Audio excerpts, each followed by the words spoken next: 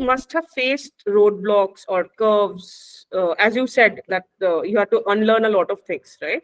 So how did you overcome those? See, there are so different things, right? I think it's very important to focus on business outcomes, right? And I think anything that you do, right, when you build a product or an analytic solution or anything, right? I mean, you have to make sure that you're focusing on the business outcome. And in some cases, if it is an end user facing application, then you have to also maintain a superior user experience while you do that, right? So that is very important, and I think it's the sooner you get to an understanding of that, so you have to work very closely with your partners, right? In this case, business, the business teams, right? It is either category teams or marketing teams or supply chain, whatever domain you belong to, right? And see, that is one, and also adoption of some of this, right? Because you have to initially prove your worth, that how much of goodness will this bring to a business, right? And then obviously back then there was a lot of promise, but you had to also make sure that you convert this promise into tangible outcomes.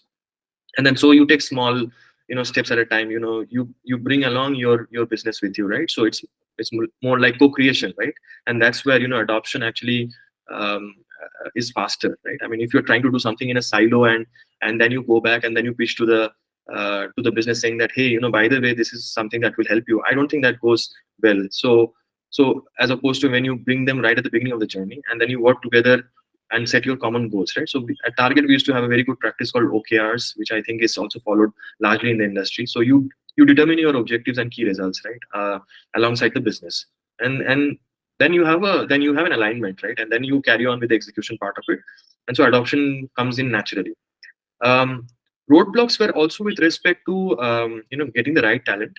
So at that point of time, obviously, we did not have the schools or universities which would have graduates specialized in either machine learning or data engineering, right?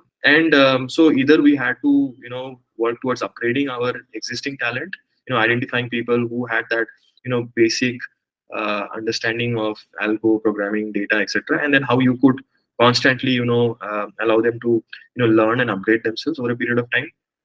And then obviously at times also combine them with laterals who came with certain specialization, right?